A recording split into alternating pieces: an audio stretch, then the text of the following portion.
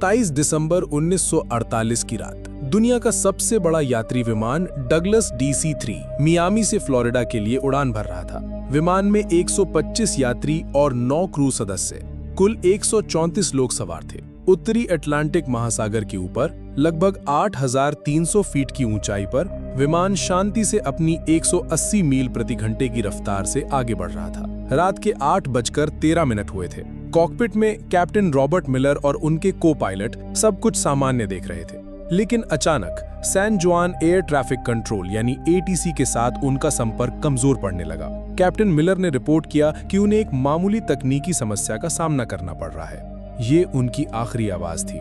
इसके ठीक 10 सेकंड के अंदर विमान ATC के रडार से हमेशा के लिए गायब हो गया। विमान की आखिरी लोकेशन बरमूडा ट्रायंगल के ठीक बीच में थी। उस रात जो हुआ वो किसी तकनीकी खराबी से कहीं ज्यादा भयानक था।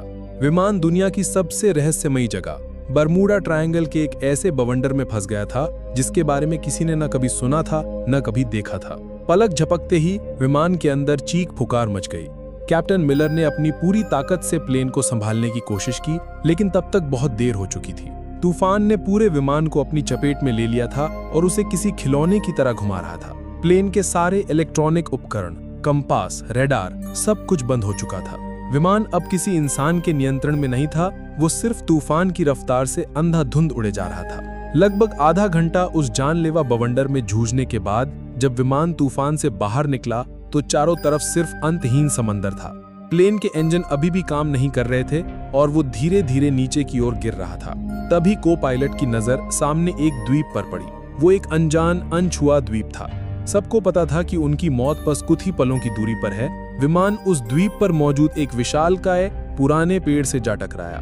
पेड़ की सैकड़ों मोटी डालियों ने विमान को किसी जाल की तरह अपने अंदर फंसा लिया और यही वो चमत्कार था जिसने 134 लोगों की जान बचा ली। विमान के पेड़ में फंस जाने से यात्रियों की जान तो बच गई, लेकिन ये एक दर्दनाक शुरुआत थी। विमान के अंदर से कराहने और रोने की आवाजें आ रही थी। कैप्टन रॉबर्ट मिलर, जिनका सिर एक पैनल से टकरा गया था, होश में आते ही हरकत में आ गए। उन्होंने तुरंत लोगों को शांत कराया। विमान में सवार एक retired army doctor Evelyn read ने बिना समय गंवाए घायलों की देखभाल शुरू कर दी। कुल 10 लोग गंभीर रूप से घायल थे। किसी का हाथ टूटा था, किसी का पैर, तो 2 लोगों के सिर पर गहरी चोटें आई थी। बाकी सभी लोग सदमे में थे लेकिन सुरक्षित थे। जब सब धीरे धीरे विमान से नीचे उतरे तो उन्होंने महसूस किया कि वे कहां आ फंसे हैं। ये एक ऐसा द्वीप था जो किसी नक्शे पर मौजूद नहीं था। चारों तरफ घना जंगल, अजीबोगरीब पेड़ पौधे और एक अनजानी खामोशी थी। सबसे पहली और सबसे बड़ी चुनौती थी पानी। हर कोई प्यासा था, लेकिन पूरे द्वीप पर दूर दूर तक किसी नदी, झरने या साफ पानी के स्रोत का कोई निशान नहीं था। उनकी एकमात्र उम्मीद अब सिर्फ बारिश का पानी थी। कैप्टन मिलर ने अपने अनुभव का इस्तेमाल करते हुए लोगों को समूहों में बांटा। एक समूह को विमान के मलबे से खाने पीने का सामान, दवाइयां और काम की चीजें निकालने का काम सौंपा गया। दूसरा समूह कैप्टन के साथ मिलकर रात गुजारने के लिए एक अस्थायी आश्रय बनाने में जुट गया।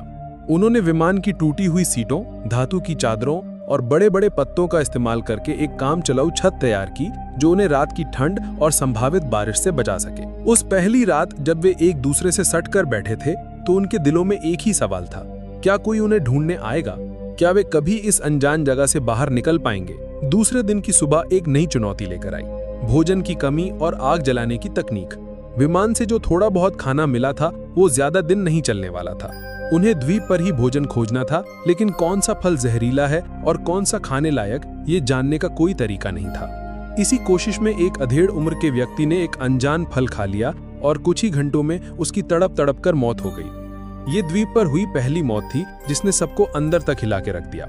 इस घटना के बाद लोगों में डर और सीमित भोजन को लेकर पहला संघर्ष शुरू हुआ, लेकिन कैप्टन मिलर और डॉक्टर एवलिन ने स्थिति को संभाला।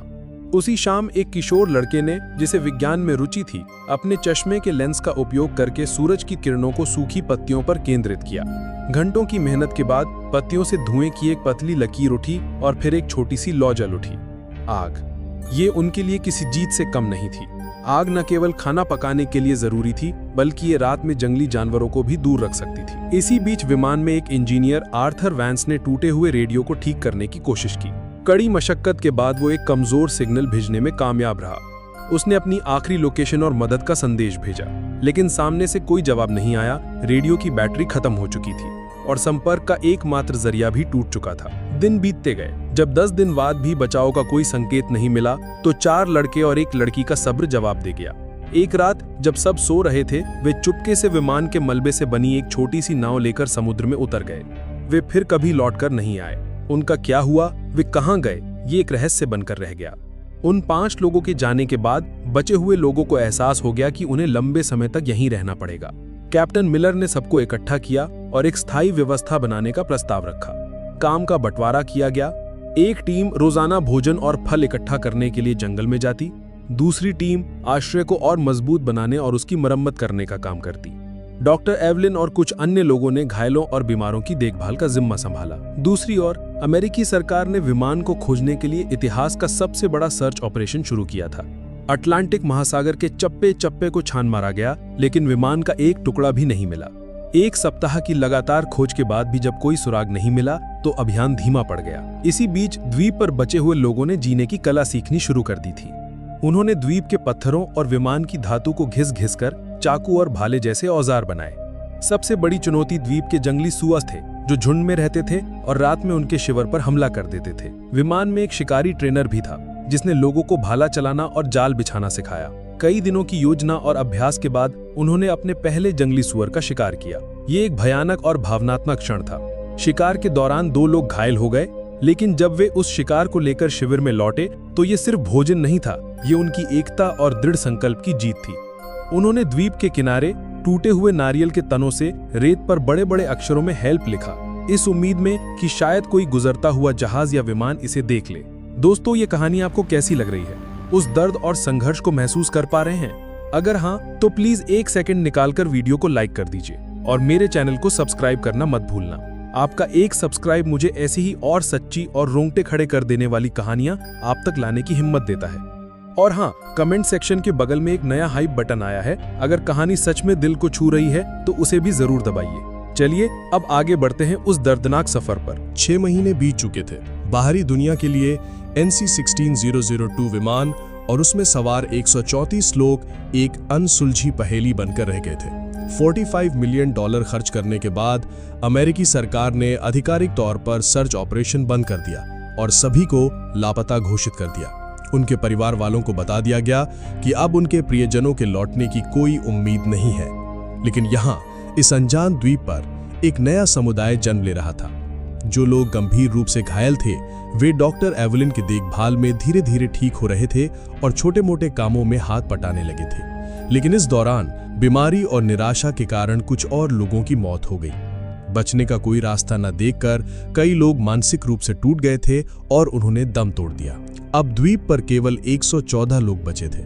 उन्होंने अपने मृतकों को सम्मान के साथ दफनाना शुरू कर दिया और एक दूसरे का मानसिक सहारा बने। रात में जब सब आग के चारों ओर इकट्ठा होते तो वे अपने पुराने जीवन की कहानियां सुनाते, गाने गाते। लगभग 1.5 साल बाद द्वीप पर पहली बार किसी बच्चे की किलकारी गूंजी। एक युवा जोड़े के यहाँ एक स्वस्थ बेटे का जन्म हुआ।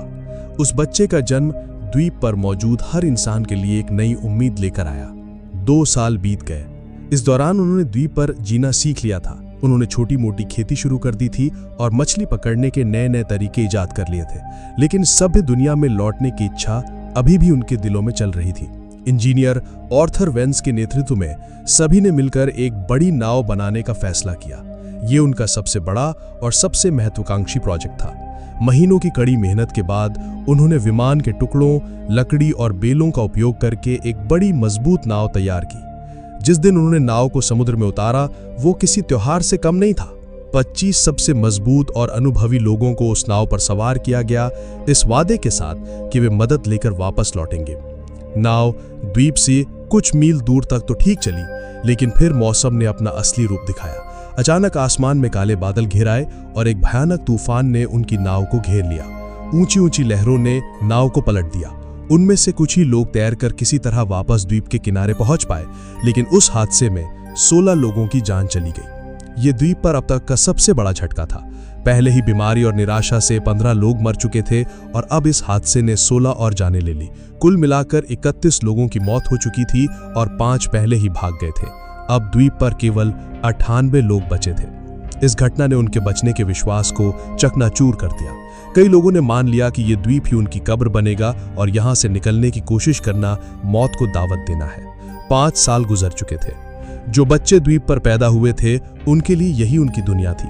उन्होंने कभी कार, बिजली या शहर नहीं देखे थे। बड़े लोग उन्हें अपनी पुरानी दुनिया की कहानियां सुनाते जो उन बच्चों के लिए किसी परी कथा से कम नहीं थी। लेकिन समय के साथ समाज में दरारें पड़ने लगी।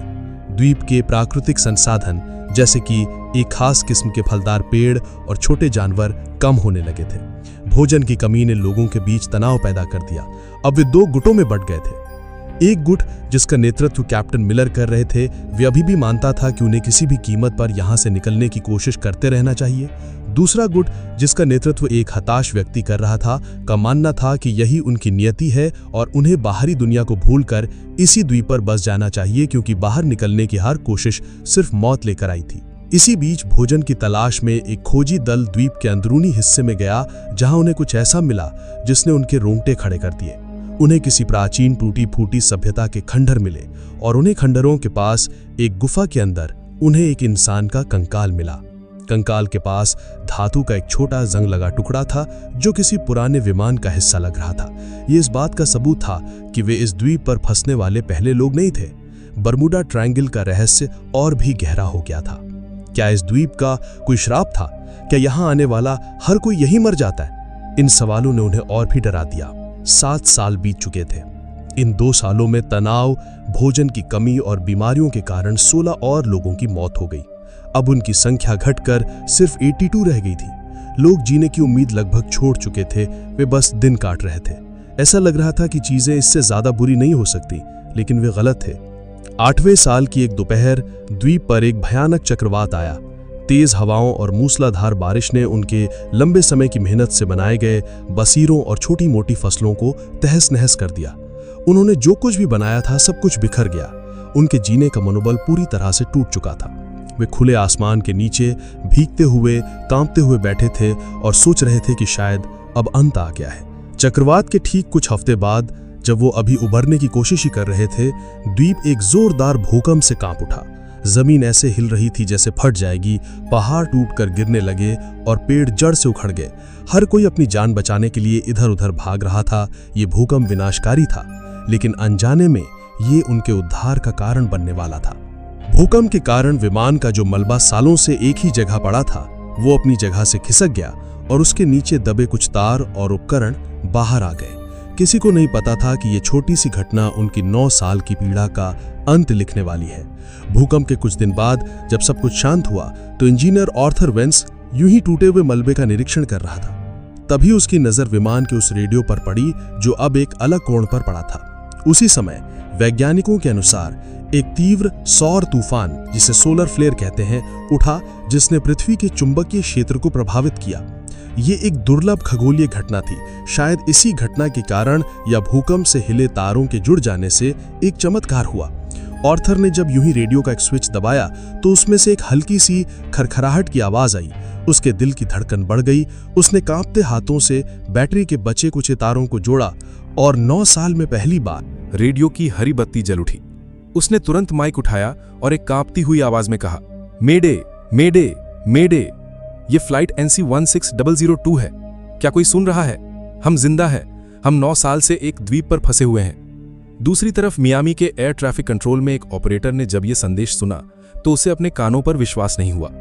उसने सोचा कि यह कोई मजाक है, लेकिन जब आर्थर ने विमान का रजिस्ट्रेशन नंबर, कैप्टन का नाम और उड़ान की तारीख बताई तो पूरे कंट्रोल रूम में सन्नाटा छा गया। अमेरिकी सरकार ने तुरंत रेस्क्यू ऑपरेशन फिर से शुरू कर दिया। उस समय सैटेलाइट तकनीक इतनी उन्नत नहीं थी कि वे लोकेशन को ट्रैक कर सकें। उन्हें बस इतना पता था कि विमान बर्मुडा ट्रायंगल के आसपास कहीं है। उन्होंने उस पूरे इलाके के एक एक द्वीप को फिर से छानने का फैसला किया। दूसरी ओर द्वीप पर मौजूद लोगों में आशा की एक नई किरण जाग उठी थी। वे दिन रात एक बड़ी आग जलाकर धुआं करते रहते ताकि बचाव दल उन्हें देख सके। 9 साल, पूरे 9 साल बीत चुके थे। एक सुबह जब द्वीप के बचे कुचे 82 लोग सोकर उठे तो उनमें से एक ने दूर क्षितिज पर एक छोटा सा धब्बा देखा। वो धब्बा धीरे धीरे बड़ा हो रहा था। वो एक जहाज था। वो एक अमेरिकी नौसेना का जहाज था जो उनकी तलाश में आया था। उस जहाज को देखते ही 9 साल का दबा हुआ दर्द, पीड़ा और इंतजार सब कुछ आंसुओं के सैलाब में बह निकला। लोग खुशी से चीख रहे थे। रो रहे थे, एक दूसरे को गले लगा रहे थे। वे रेत पर दौड़ते हुए चिल्ला रहे थे, हम बच गए, हम बच गए। जब बचाव दल द्वीप पर उतरा तो वे वहां का दृश्य देखकर सन्न रह गए। जिन्हें दुनिया 9 साल पहले मृत मान चुकी थी, वे आज उनके सामने खड़े थे, थके हुए, कमजोर लेकिन जिंदा। उनकी वापसी की कहानी ने पूरी दुनिया को हिलाकर रख दिया। ये मानव सहन शक्ति और जीवित रहने की इच्छा की एक अविश्वसनीय कहानी थी। जिन परिवारों ने अपने प्रियजनों के लौटने की उम्मीद छोड़ दी थी, वे आज उनसे मिल रहे थे। वो पल इतने भावुक थे कि उन्हें शब्दों में बयां नहीं किया जा सकता। अमेरिका में यह कहानी एक किंवदंती बन गई, जो आज भी लोगों के दिलों में बसी है। ठीक 1 साल बाद 1958 में प्रसिद्ध लेखक जेम्स बाल्डविन ने इन बचे हुए लोगों के अनुभवों पर आधारित एक किताब लिखी, जिसका नाम था lost in the echo, the 9-year survival of flight NC-16002। ये किताब अमेरिका की सबसे ज्यादा बिकने वाली किताबों में से एक बनी। ये सिर्फ एक कहानी नहीं थी, ये उन 82 आत्माओं की दर्दनाक दास्तां थी जिन्होंने 9 साल तक मौत को मात दी और हमें सिखाया कि उम्मीद की एक छोटी सी किरण भी सबसे घने अंधेरे को चीर सकती है।